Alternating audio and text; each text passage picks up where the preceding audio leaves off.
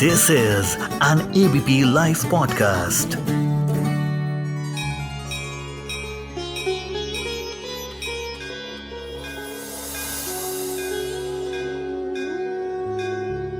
आप सुन रहे हैं रामायणा डायरीज।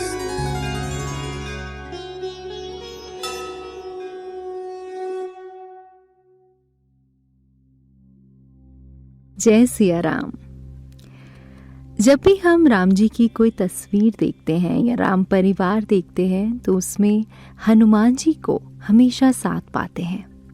लेकिन क्या आप जानते हैं कि राम जी की हनुमान जी से मुलाकात तब हुई थी जब रावण सीता को उठा कर ले गया था, और उसके भी 10 महीने लग गए थे जब राम जी की भेंट हनुमान जी से हुई थी, जो कि 12वां वर्ष था।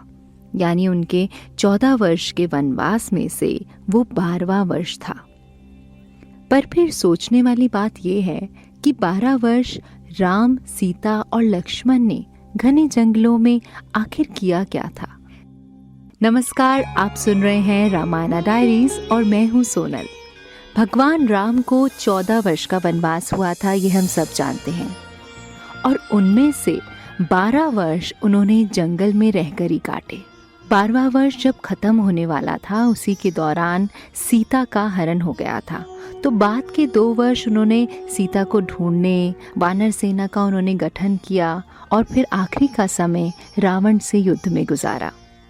तो जो 14 वर्ष की पूरी जर्नी थी, जो पूरा उनका वनवास था, उन्होंने बहुत ही महत्वपूर्ण कार्य किए हैं। और शायद उनका एक मकसद था, ये नीति में लिखा था कि 14 वर्ष का वनवास होगा और राम जी जंगल के ऐसे कई हिस्सों में जाएंगे, न जाने कितने ही लोगों को पाठ पढ़ाएंगे, और वो पाठ हम तक भी पहुंचेगा। क्योंकि उस हर एपिसोड में एक लर्निंग है।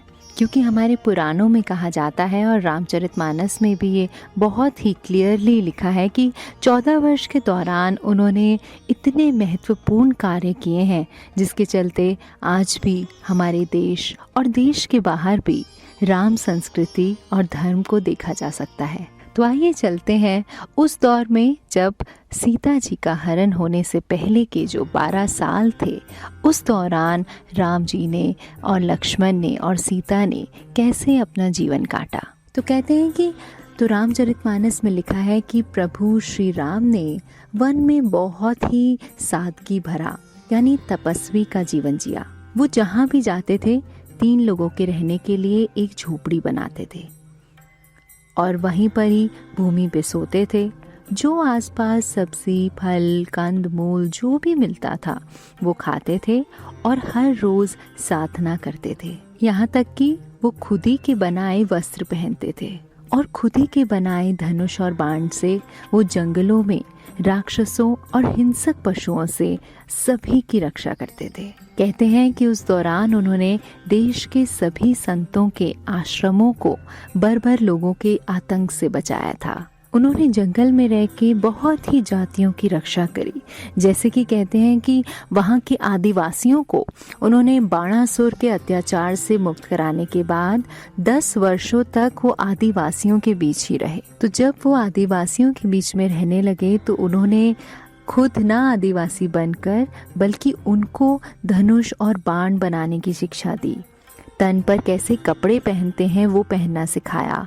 गुफाओं में कैसे रहा जाता है वो सिखाया। यानी आदिवासियों के पास गुफाएं तो थी, बट उसमें रहने की कला नहीं थी, वो राम जी ने उनको सिखाई। उनको ये भी बताया कि धर्म के मार्ग पर चलकर वो कैसे अपने रीति रिवाज को संपन्न करें।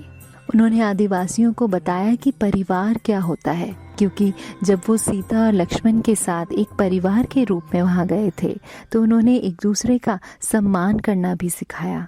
और आज उन्हीं के कारण ही देश भर में आदिवासियों के ऐसी कई जातियां पाई जाती हैं जिनको एक कहते हैं ना, एक सूत्र में बंधने का कार्य जो उस टाइम 14 वर्ष के वनवास के दौरान राम जी ने किया था, उन्हीं की वजह से आज अखंड भारत की स्थापना हुई है। क्योंकि भारत के काफ़ी राज्य जैसे तमिलनाडु, महाराष्ट्र, आंध्र प्रदेश, मध्य प्रदेश, और इंटरनेशनल भी अगर हम देखें, श्रीलंका, बाली, थाईलैंड, यहाँ पे इतने इतने सारे देशों की जो लोक संस्कृति है, जो ग्रंथ है, उसमें आज भी राम जी जिंदा है। तो रामचरितमानस हमें ये सिखाती है कि कैसे राम जी ने अपने कठिन समय में भी, जब उन्हें एक वनवास मिला हुआ था, it was like punishment for him, और उस समय को भी उन्होंने उपयोग में लिया। उन्होंने वहाँ में जंगल में जो जातियाँ थीं, जो आदिवासी थे, जो वहाँ का समूह था, उनकी रक्षा भी करी और उनको जीवन जीना सिखाया। तो हम भी अगर आसपास अपने, ज़्यादा दूर नहीं, सिर्फ अपने आसपास के लोगों को कुछ ना कुछ सिखाते रहें। हमारी संस्कृति में कला की कमी नहीं है, हमें बहुत सी कलाएं आती हैं। तो अगर हम किसी को कोई कला सिखाएं, किसी को रहने का ढंग सिखाएं, किसी को खाने का ढंग सिखाएं, एक बहुत ही खूबसूरत सा एक एनवायरनमेंट हो जाएगा। और इसके साथ साथ ही जो आपको खुशी मिलेगी, उस खुशी का कोई ठिकाना नहीं होता। क्योंकि अगर आप किसी की ज़िंदगी संवारते हैं तो सामने वाला आपको कभी नहीं भूल सकता। तो आइए हम सब मिलकर अपने आसपास के लोगों की ज़िंदगी संवारते हैं और इस प्लैनेट को एक हैप्पी प्लैनेट बनाते हैं। आगे और भी रामचरितमानस की कहानियों से ऐसे ही सीखते रहेंगे। फिलहाल के लिए देते हैं इस कथा को विराम।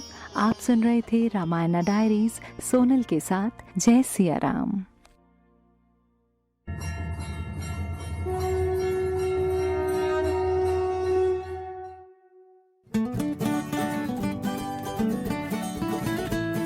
This is an ABP Life podcast.